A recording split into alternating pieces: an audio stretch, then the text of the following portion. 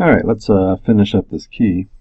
So now we've got this question here. If we model life expectancy at birth for Ghana during the years 2000 to 2015. Is this the same test?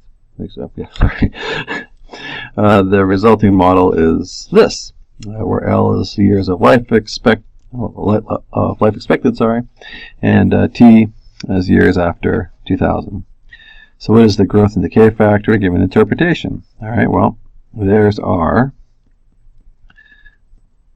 right, and this represents 100.2%. Every year, the life expectancy increases by 0.2%.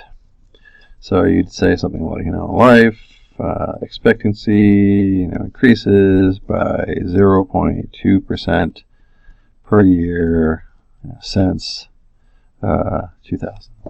Something like that. Nicer. The countries with the highest life expectancy at birth in the world are Japan, Hong Kong, and Macau, which have life expectancies of 84 years. If the above exponential model of Ghana's life expectancy is accurate, when will Ghana's life expectancy be 84 years? So we're asking this question, when will they get there? Assuming no change. This is their current change. But assuming the current path, what's going to happen? Now, again, if for some of you, know how to use logarithms, that's fine. But if you don't know how to use that, that's also fine. You can just guess. You plug in some numbers. At 0.2%, that's not even a full year. So 0.2% of 100 would be only be less than 1 year. So we're going to need a bit here. Well, anyway, let's try some numbers out. So 56.8, 1.002. Let's try 50 years after 2000. We get 62. All right, so that wasn't it. So 56.8, 0.002. Let's try 100. Not quite. And so 56.8, 1.002. Let's try 200. Step around. 84. Oh, real close. So you could actually stop there if you wanted. I didn't give any specifics here about how accurate. So you could say that T would be around 200. And so since T is years after 2000, you could, with a sentence, say something about 2000, 200. Somewhere in that vicinity. Actually, if you do play with numbers, you'll find that really anything in here works pretty well. A cup of coffee has a varying amount of caffeine. The USDA provides an estimate of 95 milligrams of caffeine for 8 ounces of coffee. After about 4 hours, 50% of the caffeine has been eliminated from your body, according to the American Academy of Sleep Medicine. So, let A be the amount of caffeine in milligrams, and T be hours since you've consumed a cup of coffee. Create an exponential equation describing the amount of caffeine left in your body, depending on time. All right, well, so we have some points here.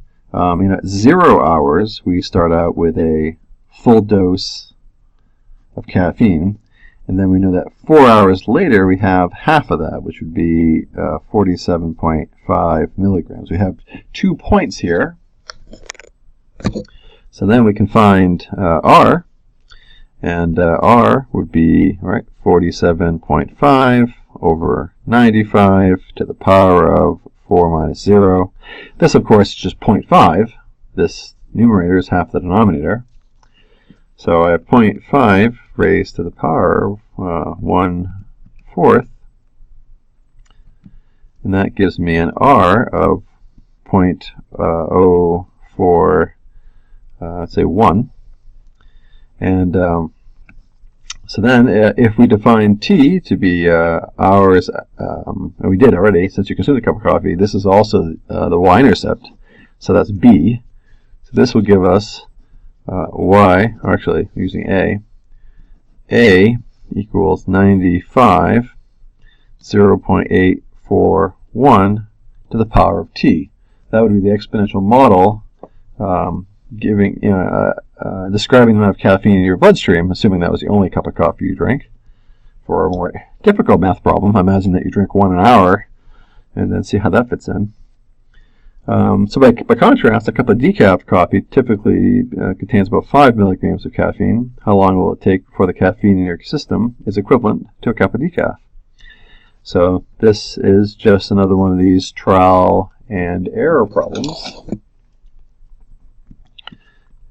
This is I think an important thing to remember, is that you can solve equations just by guessing and checking, maybe slightly less efficiently, but if it's something that you remember, then in some ways it is more efficient. So let's see. So 95.841, let's try 24 hours. So what that is. Oh, it's a little too low. So 95.841, let's try 12 hours. All right. It's a little closer, so maybe between 12 and 24. So 95.841. Let's go, say, 16 hours.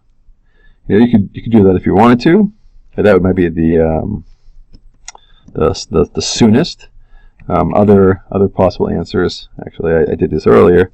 So 16 or 17 hours later, you'll still have the same amount of caffeine in your body as if you were just consumed a cup of decaf.